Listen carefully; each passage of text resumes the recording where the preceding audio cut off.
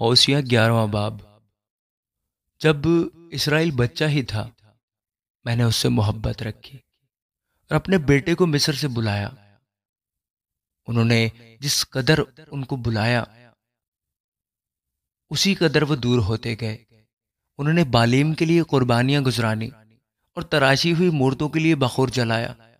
میں نے بنی افرایم کو چلنا سکھایا، میں نے ان کو گود میں اٹھایا، لیکن انہوں نے نہ جانا کہ میں ہی نے ان کو صحت بخشی۔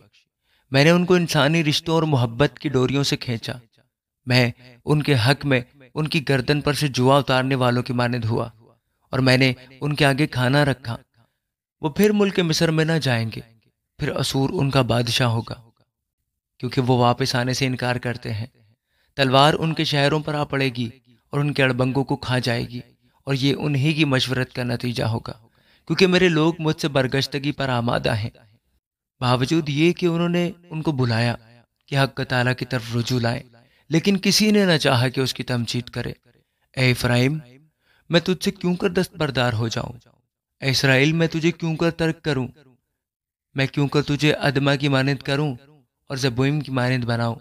میرا دل مجھ میں پیچ کھاتا ہے، میری شفقت موجزن ہے۔ میں اپنے قہر کی شدت کے مطابق عمل نہیں کروں گا۔ میں ہرگز افرایم کو ہلاک نہ کروں گا، کیونکہ میں انسان نہیں، خدا ہوں۔ تیرے درمیان سکونت کرنے والا قدوس، میں قہر کے ساتھ نہیں آؤں گا۔ وہ خداوند کی پیروی کریں گے جو شیر ببر کی طرح گرجے گا، کیونکہ وہ گرجے گا اور اس کے فرزند مغرب کی طرف سے کانپتے ہوئے آئیں گے۔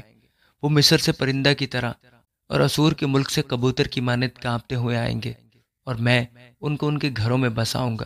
خداوند فرماتا ہے، افرایم نے دروغ گوئی سے اور اسرائیل کے گھرانے نے مکاری سے مجھ کو گھیرا ہے، لیکن یہودا اب تک خدا کے ساتھ، ہاں اس قدوس وفادار کے ساتھ حکمران ہے۔